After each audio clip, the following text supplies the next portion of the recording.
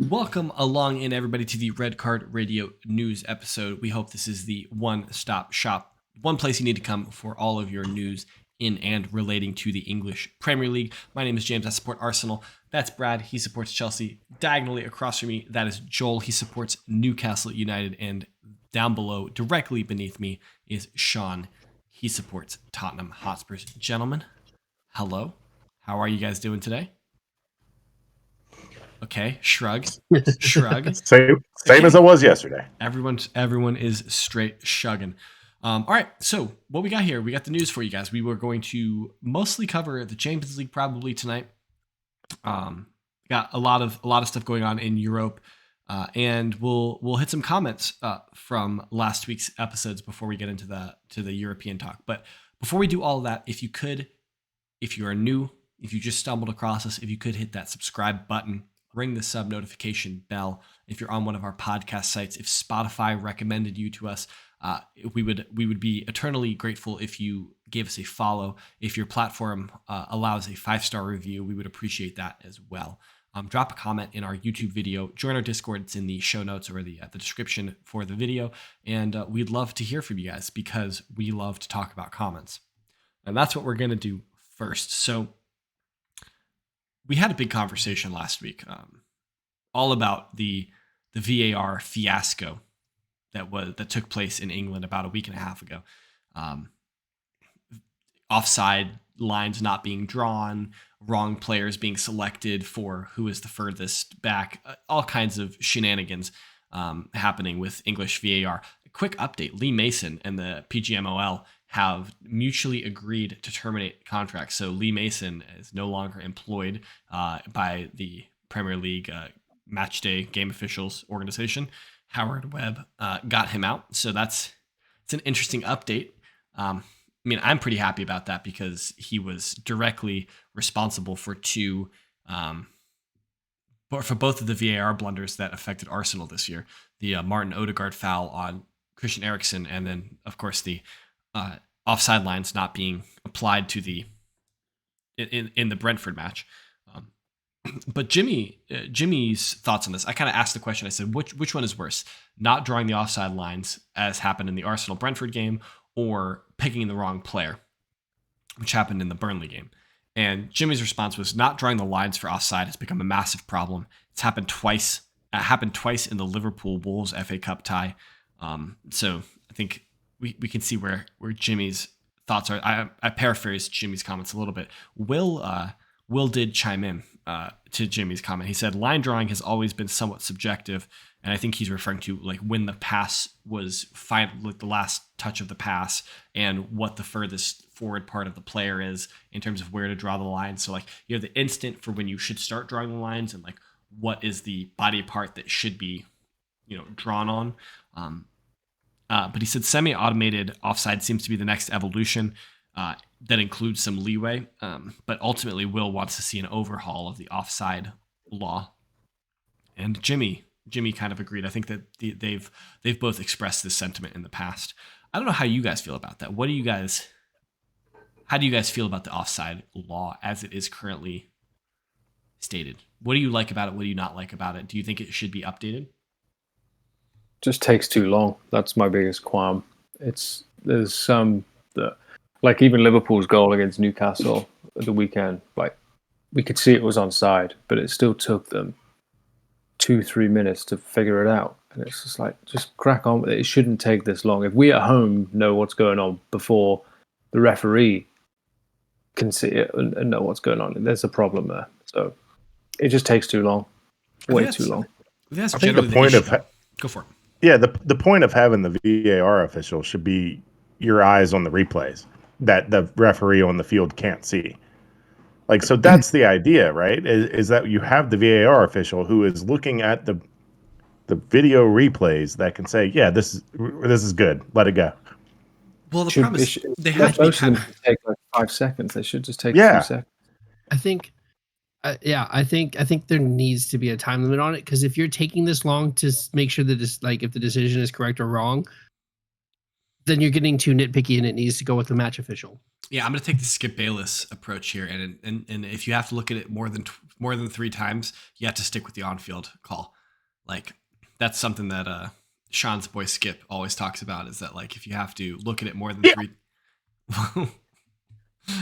3 times, then you have to stick with the on-field call. And then Brad, you'll be happy to hear both Will and Jimmy agreed that the West Ham incident should have been given as a penalty. It's a handball. 100%. So, in my game or yours? In both games. In Chelsea's game. In both games, it's a handball. We didn't talk about yours. Yeah, we didn't get it. I saw it in our loyal listeners. We have a rundown. I saw it in the rundown. I assumed it was for my game. I didn't realize they had 2 handball situations in a row.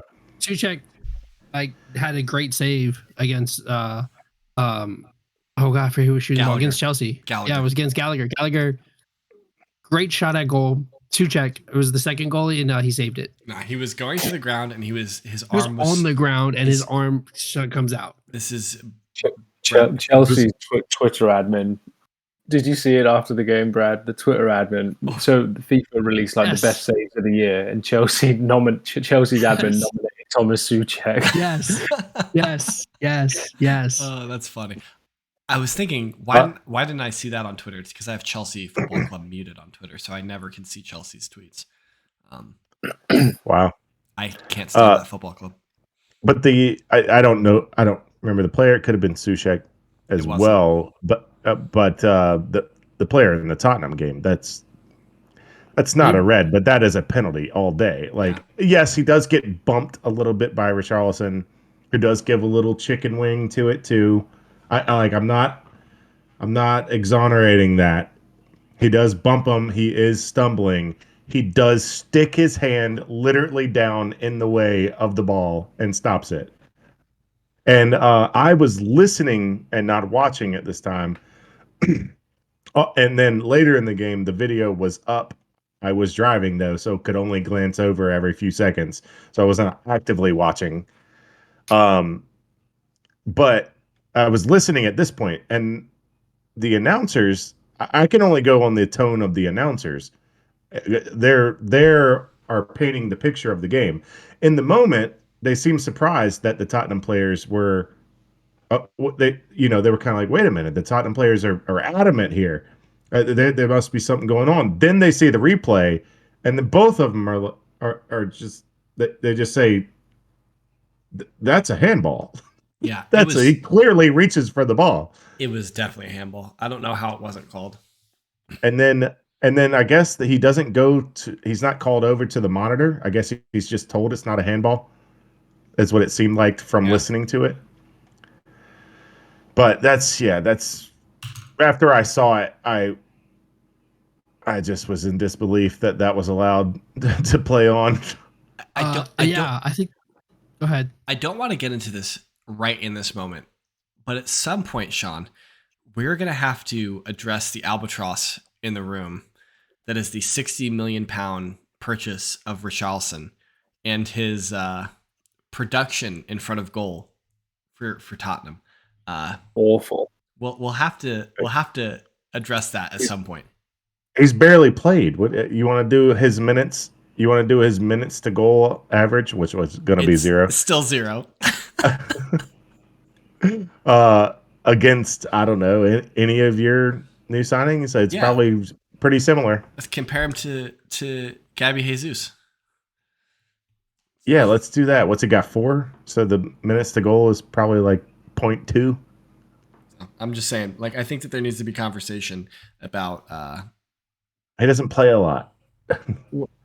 Then why did you spend $60,000 on him? Also concerning. If he's not playing, that's concerning. Yeah, I don't know. The only concerning part is Son's recent form, which I did learn this weekend that he has scored 4 goals from the bench and 1 goal off from starting this season. He has 5 goals this season, and 80% of them have been from the bench. because he scored a hat trick and 1 goal this past weekend. So maybe the play is just for the short term. I don't think it's fair to Son and his skill set. I don't think he's just got a poor run of form. I think the fair thing to do is just bring him off the bench for a couple of games. Let him get his confidence back. Super sub is like a legitimate thing to do for people. Like Absolutely, it's a legitimate thing to do. And can you imagine if you're playing and in the 65th minute, you've just been playing football for 65 minutes, you get to see a fresh Heung-min Son just walk on the pitch. You're just like, could you imagine? You're just like, man, what am I supposed to do here? I did some quick maths for you, Sean. All right. And now this is just appearances. It's not minutes played. So that obviously different things. But Gabby Jesus has 14 appearances for Arsenal and 5 goals across all competitions. Tottenham Hotspurs. I'm looking at Richarlison. Richarlison right here is 15 appearances, and there's a 0 next to his name. So he scored in the Champions League, which is confusing to me. I don't know why it said why. Doesn't he score twice in the Champions League for Spurs? Got 2 goals in the Champions League. Yeah, so I don't know what's going on over here with this. That must be just Premier League appearances because he does get subbed on a lot, but Conte doesn't sub until like the 80th minute, so he only gets 10 minutes a game. Of all of his appearances, yes, that's just Premier League. So of all of Richarlison's appearances, it's 21-2 for Richarlison. He's played at least 1,500 minutes in the Premier League this year. Who? Richarlison. It's a lot. Yeah. Like I said, 16 games. Like I said, almost 17 games worth. Like I said, we don't need to talk about this right now, but it's something that we'll have to address in the future. Sure. All right. Where are we? We're talking Champions League. Okay, so we had some. I should say we're talking European football. Let's be broad here because we are going to mention the Europa League as well. But so last week we had 2 of the English teams come into the Champions League. This week we have the next 2 coming in. At time of recording, City have not yet played in the Champions League, so we don't have. At time of recording, we don't know the result of the City game, but at time of listening, when you guys are getting this podcast, you guys will have seen that match and you guys know the result of the match. So, what's up, Brad? De Bruyne is not playing. True. Stone's not playing, and Laporte is not playing. I believe are the 3 apparently that are out of the matchday squad. Apparently, due to illness, they're sick. They got a little sniffle. That's what Pep said. But. A quick update for you guys. So just so you remember, Spurs and Milan, that is Milan carry a 1-0 lead to Tottenham. They'll play that game on March the 8th. In the Chelsea-Dortmund tie, Dortmund are carrying a 1-0 lead. What are you confused about, Brad? Oh yeah, it is Tottenham. Sorry, the thing I was looking at had it as it was supposed to be. It was at Tottenham, so I was confused for a second. That's all. We were at San Siro. Yep, you're at the San Siro. Okay, yep. In the Chelsea-Dortmund tie, Dortmund are carrying a 1-0 lead in that tie. That game will be played on March the 7th. Now, on Tuesday of this current week, what you guys are listening. So 2 days ago for you, if you guys are listening to this on Thursday. When it's released, Liverpool and Madrid played at Anfield in the first leg of their round of 16 tie, and Liverpool had a phenomenal start. They were up 2-0 in 14 minutes. Darwin Núñez had quite a nice goal, and then Thibaut Courtois essentially gifted Mo Salah a goal. It was hilarious. It was an epic error. Madrid pull one back. Vinicius has his first goal was incredible. Just kind of cutting in and just wraps it around 3 or 4 players and puts it past Alisson at the far post. Nothing Alisson could do. It was quite the goal. And then to tie the game, like 5 minutes later, whatever it is, Alisson decided to gift a goal back by passing it off of Vinicius Jr. and into his own net. So there's some stellar goalkeeping play in this match. Alisson said, "Hold my beer, Courtois. I got you." Yeah. Real Madrid proceed to score 3 goals in the second half. They win the game 5-2. So in a match that Liverpool were winning 2-0 in the 15th minute, essentially, they proceed to lose the match 5-2. Surely that means that Liverpool are getting knocked out. Like there's no overcoming a 5-2 defeat in the first leg when you're at home. I have a question. Shoot, Brad. Is Van Dijk washed? No. Real Madrid was so good tonight. I mean, Real Madrid are an amazing team, but like They were unreal tonight. But like this has to be one of the worst seasons Van Dijk's ever played. Yeah. It's a weird season though. Like I don't know if I don't think I'm wrong by asking this question though. Liverpool in general are just terrible this season. They're just not true. Is all it's not just Van Dijk, it's all of them. He's got no But protection.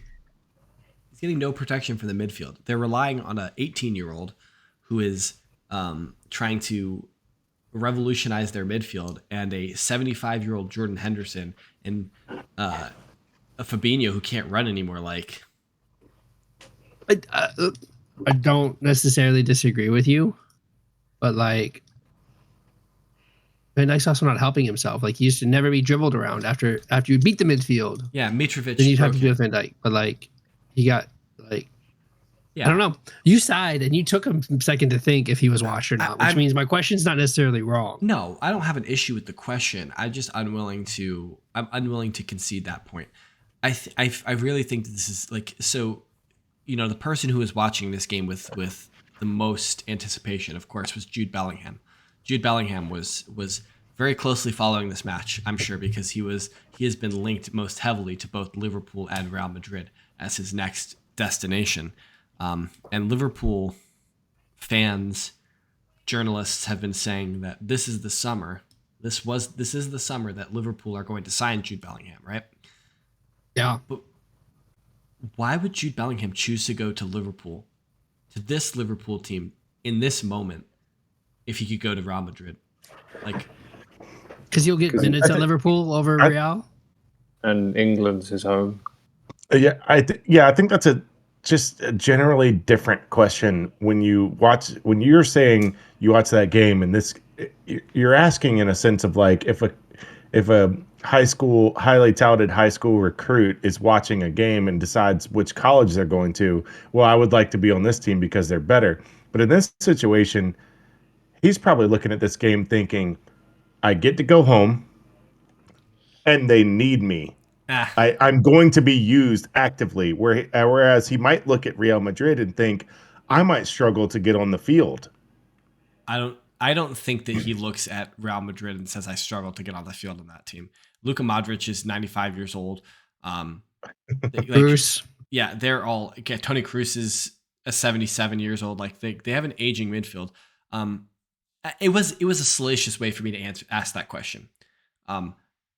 But I think if you're comparing destinations, because it for all intents and purposes, like in soccer, as much as we want to talk about like players don't necessarily like have that much control, he has a lot of power in terms of choosing where he plays next, because the teams that want to sign him will pay what Dortmund are asking. Oh yeah. But then this notion that he gets to go home, I think there's better landing spots for him in England than Liverpool at the moment. I think City is a better landing spot. You can make an argument that United might be a more palatable landing spot. I don't think, is Jude Bellingham from Liverpool? I don't know. For what it's worth, no, so. He is from outside of Birmingham. He is from the Midlands. Oh, okay. He's from Birmingham area, yeah. Newcastle buying Jude Bellingham? No, you can't. They won't spend that money. Even if they wouldn't spend the money on the wages. I mean, let's see you get a Champions League. In 5 or 10 years, it would be a different conversation. They're not getting Champions League. Oh no! You win the Europa League, you guarantee yourself. I think it's Conference League now. No, you win the Europa League, you get Champions League. Yeah, you win the League Cup, you get Conference League. Yeah, League Cup, you get Conference League. That's just what I said. Yeah. Is that what I said? You said if you win the Europa League. Yeah. Oh, sorry. Yeah, you said if you win the Europa League, you get the Conference League. Bro, Sorry. Sean, you were gonna make a point? About what? I don't know. I guess you weren't. All right. So we still have City Leipzig are playing on Wednesday of this week. Now, Jimmy did have a point that he wanted to point out about this Dortmund Chelsea match in Germany. So Jimmy says Dortmund outplayed Chelsea in the first half, and Chelsea outplayed Dortmund in the second half. Kobel was great, definitely man of the match. Game probably should have been a draw just based on the two halves. Dortmund controlled the game, and Chelsea only really opportunities were on the counterattacks in the first half. Second half, Chelsea woke up and attacked, and Dortmund converted on a counter. Brad, what are you doing right now? Nothing. Scrolling through the timeline because it was a week ago, so I got to remember the match. No, it's not in my head that I agree with Jimmy that it's probably a draw. But didn't you just reorganize the?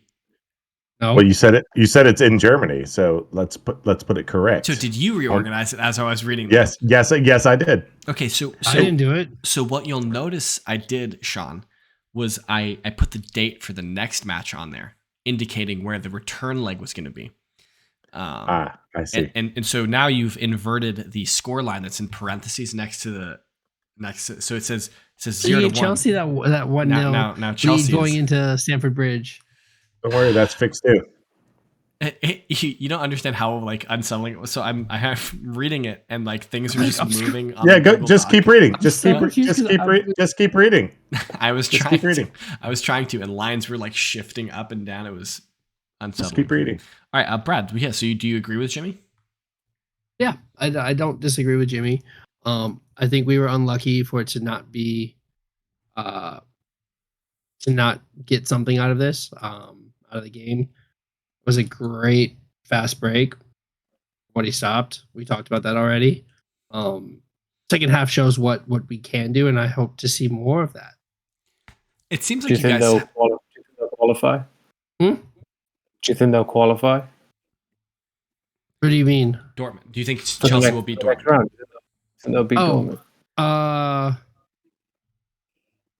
It'll go to penalties and we'll win. Like I think it's gonna we're gonna score a goal at the bridge and that's it, and it's gonna go to penalties, and then who knows? Interesting. Huh? So you're not super confident. Asking Chelsea to score goals is hard right now. But also we should have everybody back and being able to play full minutes. Apparently the physios team said not to play Silva, Reece James, Mudryk, and there was a fourth one. Why not Reece James? He just got back. They said that him playing, he has at a high risk of injury had he played. Oh my gosh! So this is based on the minutes he's been playing and training. I don't know. We actually have a physios team, so let's listen to them and see. So this is something I picked up from watching the Arsenal All or Nothing series, but they were interviewing the Arsenal team doctor. I think his name is Gary O'Driscoll. And they were talking about how the medical staff will make recommendations to coaches and managers about who is available and who's not available. And it's not like they don't give a binary thing where it's like, or at least at Arsenal, they don't give a binary. Yes, he can play. No, he can't play. They say, based on the minutes, based on the scans, based on our physical, inspection of like the injury or the concerned part, like they recommend it's you have like a 50% chance that they're going to be injured, or it's a 75% chance that they could get injured, and so they give it to them in like he's in the red zone for injury, he's yellow would be like moderate risk, and green would be like no risk, red would be extreme risk, something like that. So they say like this player has a red risk for pulling a hamstring in this match. And so the manager can, look at that and say, well, I need them in this match, so I'm going to play them. But it could affect, so I thought that was really intriguing when I heard that's the way they do it. It's not just like binary. Yes, he can play. No, he can't play. It's more nuanced and, yes, he can play, but only for 35 minutes or something like that. I think that's which I would think would be how it's done at most places. Yeah. Like I think we could say that's probably what the conversation was at Chelsea. I mean, you're not playing like we shouldn't have needed to play Thiago Silva against Southampton. We hear about this in American sports about like load management, right? Especially in basketball, where players, LeBron James can't play 3 days in a row. He can only play 2 games of a 3-day, like he can't play every game because they have to manage his load. You saw this with Kawhi Leonard a couple years ago. There's studies coming out that's actually there are more injuries to the load managed players at a more active rate than there was before. Interesting. So there's some science that's saying that that's a bad way to do it. Now that they're starting to load manage and it's been enough time to extrapolate data, they are now proving load management is counterproductive. Interesting. I hadn't seen that. Yeah, I would love to see that, but I guess you could make it make sense because it's like start, stop. Yeah. Your body. I mean, it can make sense, but like, I don't know. It's not like they're just not doing anything for that day. They're probably still activating their muscles and things like that. They're just not playing. There's a difference between activating your muscles and like warming up and like putting your muscles under some amount of stress than there is of like playing a high intensity sport. Very big difference. So interesting. But yeah, we'll see what happens. All right, I'd love a PK. I've been told that there's some trivia coming. There is.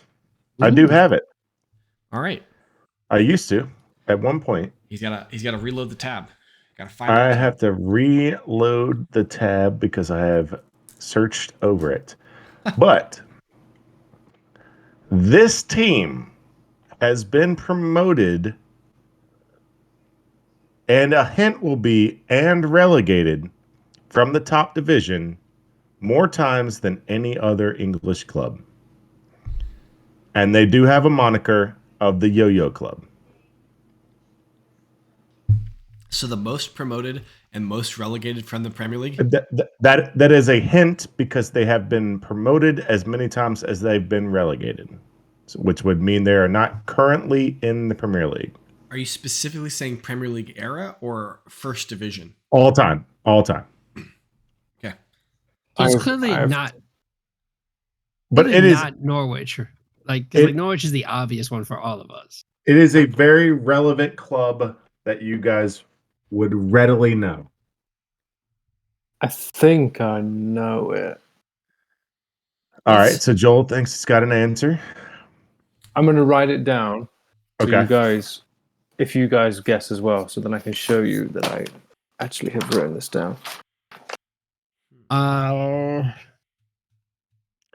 And if it helps you at all, it is 12 promotions and 12 relegations. They hold the record for both. And then while you guys think about this, I was reading some fun facts. So the biggest rise to fame would be the 70s Nottingham Forest team, who were currently in the championship or currently in the championship at the time of this article. But within a 4-year run, they were promoted from the first division, first division champion. So that was 76-77, 77-78 first division champion, 78-79 European champion, 79-80 European champion. A meteoric rise for Nottingham Forest from 77 to 80. I have a guess now. Okay. Brad, are you prepared? I'm just gonna go Norwich because I know it's wrong, but we're gonna go with Norwich. I'm taking West Brom. Okay. Ooh. West Brom. Both are incorrect. It is Birmingham City. Ooh. Interesting. Birmingham have been promoted 12 times and relegated 12 times from the top division of English football. They've been out for a good while. Yeah. Yes. Yeah. Do you have a chart there that you're looking at, or is it an article that you're reading? It was actually Wikipedia of Yo-Yo Club. I just Googled most promotions in English football, and this was the top result. Is there like a table that shows? I'm curious. Let me scroll down. I actually should have went here because Brighton and Hove seem to be the second most. Grimsby Town. They have So this is what I wanted to really see. But Grimsby Town have been promoted many, many times. Okay, there is, Th- th- but you're talking They have specifically about the 15. Premier League. They have 15 promotions total. But that the first question was about top level promotions, top level relegations. It was not total promotions. It appears to me, from what I've seen, that Grimsby so far has the total most promotions. Okay, so not Brighton. I'm looking at West Brom. Where's West Brom? I found the article. Probably, I found the article that you're looking at. West Brom. yeah. I would be interested to see who has the most promotions, period, no matter of division, because that would probably be a team that floats between the championship and tier 4 very often. Wouldn't it be Grimsby Town? Based on That's what I'm looking at. From what I can see, they have been promoted 15 times yeah, I think it would be Grimsby Town. That's and 17 relegation. that was a good one, Sean. Wait a second. City spent a year in the third tier, and they're champions. Yes, but that was probably prior to the Premier League. Sure. But Yeah, so they cannot be Premier League champions and in the third tier at the same time. I'm confused about that line of like what did that have to do with anything? That was in regards to Blackburn are the only club to have been Premier League champions and also have played in the third tier of English football. Oh, because they are currently in League One, got it. Okay, or maybe not I mean, currently, but after winning the Premier League title. after winning the Premier League title. going down. Okay, Got it, that got part it. wasn't said. That's why I was like, wait a second. I'll be curious to know if Jimmy got this one right. I think that Jimmy has no chance. Jimmy's. I Yes, don't. that one was a tough one. I don't think Jimmy has a chance. But I'd love to hear from it. So get in our comments below. Drop a comment and let us know if you got that right. Tell us who your guess was, and we'll see who was right. That's all we got for the news tonight. Check back tomorrow. We'll have a preview of Match Week 25 and a preview of the League Cup final between Newcastle and Manchester United. So definitely want to check back tomorrow. It should be a good one. Hit us up on Twitter. That's at KSBradG. Diagonally away from me, that's at Joel Findley 16. Down below me is at Whiteheart_Sean. I'm at James Tiffany. Collectively, you can reach us at redcard_radio. And until next time, we will see you guys. Have a good one.